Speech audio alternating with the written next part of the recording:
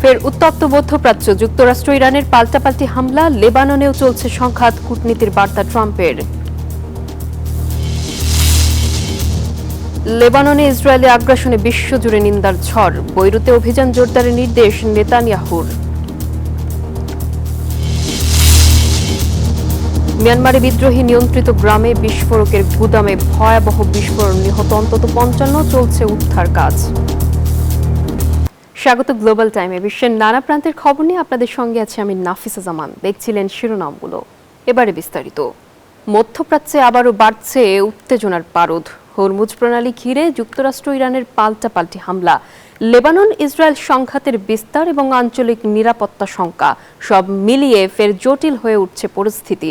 তবে সামরিক উত্তেজনার মাঝেও কূটনৈতিক সমাধানে বার্তা দিয়েছেন মার্কিন প্রেসিডেন্ট ডোনাল্ড ট্রাম্প।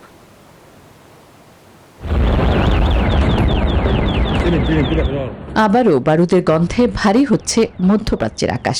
নতুন করে ইরানের গোরুক শহর ও দেশটির দক্ষিণাঞ্চলের গুরুত্বপূর্ণ দ্বীপ কেশমে হামলা চালিয়েছে যুক্তরাষ্ট্র। আন্তর্জাতিক জলসীমায় একটি মার্কিন ড্রোন ভূপাতিত হওয়ার পর ইরানে এই হামলার দাবি করে ইউএস সেন্ট্রাল কমান্ড। পাল্টার জবাবে একটি মার্কিন বিমান ঘাঁটিতে হামলা চালিয়েছে ইরানের বিপ্লবী গার্ড বাহিনী আইআরজিসি। তবে ঠিক কোথায় এই আক্রমণ হয়েছে তা স্পষ্ট করেনি তারা। এদিকে ইসরায়েল যখন লেবাননের অভ্যন্তরে স্থল অভিযান বিস্তৃত করতে ব্যস্ত, তখনই তেল আবিবে হামলা চালিয়েছে হিজবুল্লাহ। আবার কুয়েতের দাবি, তাদের আকাশ সীমায় ধেয়ে আসা বেশ কয়েকটি অজানা ড্রোন ও ক্ষেপণাস্ত্র সফলভাবে ভূপাতিত করেছে তারা। এমন উত্তেজনার মাঝে ট্রুথ সোশ্যালে দেয়া এক মার্কিন পোস্টে প্রেসিডেন্ট ডোনাল্ড ট্রাম্প জানিয়েছেন, তেহরান সত্যিই চুক্তিতে পৌঁছাতে চায়, তবে যে চুক্তিই হোক না কেন তা যুক্তরাষ্ট্র ও মিত্রদের জন্য ভালো হবে। আসমাতুলি, নিউজ 24। গত 2.5 দশকের মধ্যে লেবাননে সবচেয়ে গভীর সামরিক অনুপ্রবেশ করেছে ইসরায়েল। এমন আগ্রাসন থামাতে ফ্রান্সের আহ্বানে জরুরি বৈঠকে বসছে জাতিসংঘ নিরাপত্তা পরিষদ। এদিকে ইরানের সাথে একটি শক্তিশালী পারমাণবিক চুক্তি খুব কাছাকাছি বলে দাবি করেছেন মার্কিন প্রেসিডেন্ট ডোনাল্ড ট্রাম্প। তবে নিজেদের জনগণের অধিকার পুরোপুরি নিশ্চিত না হওয়া পর্যন্ত কোনো চুক্তিতেই যাবে না ইরান। পাশাপাশি হরমুজ প্রণালীতেও বেড়েছে আইআরজিসির নজরদারি। ইতিহাসের পাতা উল্টে দীর্ঘ 25 বছর পর লেবাননের একেবারে গহীনে ঢুকে পড়েছে ইসরায়েলি সামরিক বাহিনী। মূলত প্রধানমন্ত্রী বেনিয়ামিন নেতানিয়াহুর সরাসরি নির্দেশেই শুরু হয়েছে এই জোরালো অভিযান। ঐতিহাসিক বোফোর্ট দুর্গ দখল করে লিটানি নদীর আরও উত্তরে অগ্রসর হয়েছে ইসরায়েল। এমন আগ্রাসনের বিরুদ্ধে বিশ্বজুড়ে তীব্র নিন্দা তৈরি হওয়ায় ফ্রান্সের জরুরি আহ্বানে বৈঠকে বসেছে জাতিসংঘ। এদিকে কঠোর শর্ত জুড়ে দিয়ে ইরানের সাথে একটি অসাধারণ চুক্তির দ্বার প্রান্তে পৌঁছার দাবি করছেন ডোনাল্ড ট্রাম্প। মার্কিন প্রেসিডেন্ট নিশ্চিত করেছেন, নতুন চুক্তিতে পরমাণু কর্মসূচির অত্যন্ত বিস্তারিত শর্ত রয়েছে। তবে ইরানের শীর্ষ আলোচক মোহাম্মদ বাঘের গালিবাফ সাফ জানিয়েছেন, দেশের সাধারণ মানুষের অধিকার পুরোপুরি নিশ্চিত না হওয়া পর্যন্ত কোনো চুক্তিতেই সই করবে না তেহরান। অন্যদিকে উপসাগরীয় অঞ্চলে মার্কিন বাহিনীর সাথে উত্তেজনা চললেও আইআরজিসি জানিয়েছে, তাদের কড়া নিরাপত্তার মাধ্যমে হরমুজ প্রণালী দিয়ে একদিনে নির্বিঘ্নে পার হয়েছে 28টি বাণিজ্যিক জাহাজ। Desk report, news 24। লেবাননে নতুন করে ইসরায়েলের সামরিক তৎপরতা বাড়ানোর ঘোষণার পরপরই সপ্তাহের শুরুতে বিশ্ববাজারে অপরিশোধিত জ্বালানি তেলের দাম 2% বেশি বেড়েছে। গত সপ্তাহে যুদ্ধবিরতির আশায় তেলের দাম কিছুটা কমলেও বর্তমান পরিস্থিতিতে বিশ্বব্যাপী সরবরাহ ব্যবস্থা নিয়ে ব্যবসায়ীদের উদ্বেগ বেড়েছে। ফলে আবারও অস্থিতিশীল হয়ে উঠেছে জ্বালানির বৈশ্বিক বাজার। সপ্তাহের প্রথম কার্যদিবসে এশিয়ার বাজারে লেনদেন শুরু হতেই অপরিশোধিত তেলের দরে বড় লাভ দেখা যায়। যুক্তরাষ্ট্রের WTI জ্বালানি তেলের দাম প্রায় 3% বেড়ে ব্যারেল প্রতি $90 কাছাকাছি পৌঁছায়। পাশাপাশি ব্রেন্ট ক্রুডের দরও 2% বেশি বেড়ে ছাড়িয়ে গেছে $93। অথচ গেল সপ্তাহেই যুদ্ধবিরতি চুক্তির অগ্রগতির খবরে তেলের দাম নিম্নমুখী ছিল। ওই সময় উভয় সূচকেই তেলের দর কমে যায় প্রায় 2%। কিন্তু মধ্যপ্রাচ্যে নতুন করে সামরিক উত্তেজনা বাড়ায় বাজারের সেই সাময়িক স্বস্তি দ্রুতই কেটে গেছে। বাজার বিশ্লেষকদের মতে এমন অস্থিতিশীল পরিস্থিতিতে হরমুজ প্রণালীর মতো গুরুত্বপূর্ণ পথে জ্বালানি পরিবহনে বড় ধরনের সংকট তৈরি হতে পারে। তেলের এই আকস্মিক মূল্যবৃদ্ধি বিশ্বজুড়ে মূল্যস্ফীতি উস্কে দিয়ে বৈশ্বিক অর্থনীতির ওপর বাড়তি চাপ তৈরি করবে বলে শঙ্কা করছেন সংশ্লিষ্টরা। নিবির আমিন, নিউজ 24। মিয়ানমারের শান রাজ্যে বিস্ফোরকের গুদামে ভয়াবহ বিস্ফোরণে অন্তত ৫৫ জনের মৃত্যু হয়েছে, আহত হয়েছেন আরও বহু মানুষ। চীন সীমান্তের কাছে বিদ্রোহী গোষ্ঠী টিএনএলএ নিয়ন্ত্রিত কাংতুব গ্রামে এই ঘটনা ঘটে। নিহতদের মধ্যে ২৫ নারী ও ৩০ জন পুরুষ ছাড়াও রয়েছে বেশ কয়েকজন শিশু। বিদ্রোহী গোষ্ঠীটি জানায় খনির কাজে ব্যবহারের জন্যই এসব বিস্ফোরক মজুত রাখা হয়েছিল।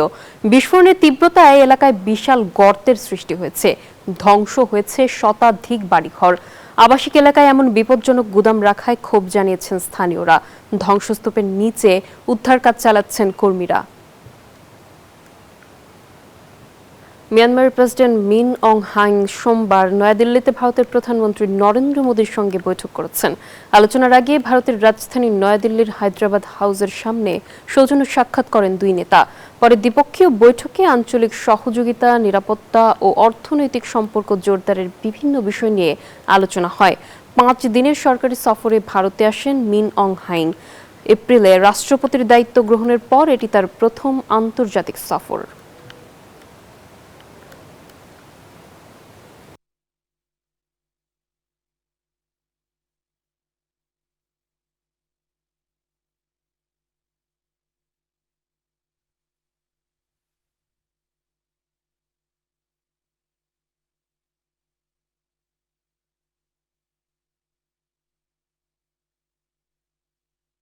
পশ্চিমবঙ্গে ক্ষমতায় আসার পর এবার পূর্ণাঙ্গ রূপ পেল বিজেপি সরকারের মন্ত্রিসভা। সোমবার মুখ্যমন্ত্রী শুভেন্দু অধিকারীর নেতৃত্বে নতুন করে শপথ নিয়েছেন ৩৫ জন মন্ত্রী ও প্রতিমন্ত্রী। শুভেন্দু ক্যাবিনেটের সদস্য সংখ্যা বেড়ে দাঁড়িয়েছে ৪১ জনে। কলকাতার লোকভবনে বন্দে মাতরম ও জাতীয় সঙ্গীতের মধ্য দিয়ে শুরু হয় শপথের আনুষ্ঠানিকতা। মুখ্যমন্ত্রী শুভেন্দু অধিকারীর উপস্থিতিতে একে একে শপথ নেন ১৩ জন পূর্ণমন্ত্রী, ৩ জন স্বাধীন দায়িত্বপ্রাপ্ত মন্ত্রী এবং ১৯ জন প্রতিমন্ত্রী। তাদের শপথ বাক্য পাঠ করান রাজ্যপাল RN রবি। শপথ শেষে নতুন মন্ত্রীরা সরাসরি যান নবান্নে। সেখানে বিশেষ বৈঠকে তাদের মধ্যে দপ্তর বন্টন করেন মুখ্যমন্ত্রী। রাজনৈতিক পালাবদলের পর প্রশাসনিক কর্মকাণ্ডকে আরো গতিশীল করতে এই সম্প্রসারণ গুরুত্বপূর্ণ পদক্ষেপ বলে মনে করছে তার সরকার। সরকারের উপরে বর্ষিত হচ্ছে। গত ৯ মে ৫ মন্ত্রীকে নিয়ে সরকারের যাত্রা শুরু করে শুভেন্দু অধিকারীর প্রশাসন। নতুনদের অন্তর্ভুক্তির ফলে মন্ত্রিসভার সদস্য সংখ্যা বেড়ে দাঁড়িয়েছে ৪১ জনে। এদিকে আগামী ১১ জুন দিল্লিতে নীতি আয়োগের বৈঠকে রাজ্যের উন্নয়ন, প্রশাসনিক কার্যক্রম ও ভবিষ্যৎ পরিকল্পনার পূর্ণাঙ্গ চিত্র তুলে ধরতে প্রস্তুতি নিচ্ছেন মুখ্যমন্ত্রী শুভেন্দু অধিকারী। চৈতি রয়, নিউজ 24। ভারতের সোশ্যাল মিডিয়ায় আলোচনায় থাকা ব্যঙ্গাত্মক সংগঠন ককরোচ জনতা পার্টি সিজেপি এবার সরাসরি রাজপথে নামার পরিকল্পনা করেছে। সংগঠনের প্রতিষ্ঠাতা অভিজিৎ দীপকে আগামী ৬ জুন দিল্লিতে বিক্ষোভ কর্মসূচির ঘোষণা দিয়েছেন বলে জানিয়েছে রয়টার্স। বেকারত্ব, শিক্ষা খাতে দুর্নীতি, প্রশ্ন ফাঁস এবং তরুণদের অর্থনৈতিক সংকটের প্রতিবাদে এই কর্মসূচি আয়োজন করা হচ্ছে। ব্যঙ্গাত্মক রাজনৈতিক প্ল্যাটফর্ম হিসেবে শুরু হওয়া সিজেপি অল্প সময়ে কোটি কোটি অনুসারী অর্জন করে ব্যাপক আলোচনায় এসেছে। বৌদ্ধ ধর্মাবলম্বীদের অন্যতম প্রধান ধর্মীয় উৎসব ভেসাক উদযাপনে উৎসব মুখর হয়ে উঠেছে শ্রীলঙ্কার রাজধানী কলম্বো। বুদ্ধের জন্ম, বোধি লাভ এবং মহাপরিনির্বাণ এই ৩টি পবিত্র ঘটনাকে স্মরণ করে প্রতি বছর পালিত হয় এই উৎসব। কলম্বোর রাস্তা জুড়ে উৎসবের আমেজ, আলোকসজ্জায় সাজানো প্যান্ডেলের পাশে মানুষের ঢল। শহরে বিভিন্ন স্থানে সুদৃশ্য তরুণ তৈরি করা হয়েছে, যেখানে আলোকচিত্র ও ভাস্কর্যের মাধ্যমে তুলে ধরা হয় বুদ্ধের জীবনের বিভিন্ন ঘটনা। বৌদ্ধ ধর্মাবলম্বীরা মন্দিরে পূজা অর্চনা, ধ্যান এবং আত্মমানবতার সেবায় বিশেষ ভান্ডার বা দানসা আয়োজন করে। এভাবেই দ্বীপ জুড়ে বৌদ্ধ ধর্মাবলম্বীরা উদযাপন করছেন ভেসাক উৎসবের। পরিবার, পরিজন ও দর্শনার্থীদের উপস্থিতি ছিল চোখে পড়ার মতো।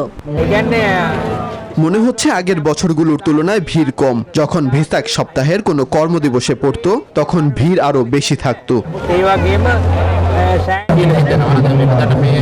ভেসাক সবসময় এমনই হয়। এবছর ভিড় বেশি না কম তা বলা যাচ্ছে না। লোকজন আসে, আনন্দ করে, বাড়ি ফিরে যায়।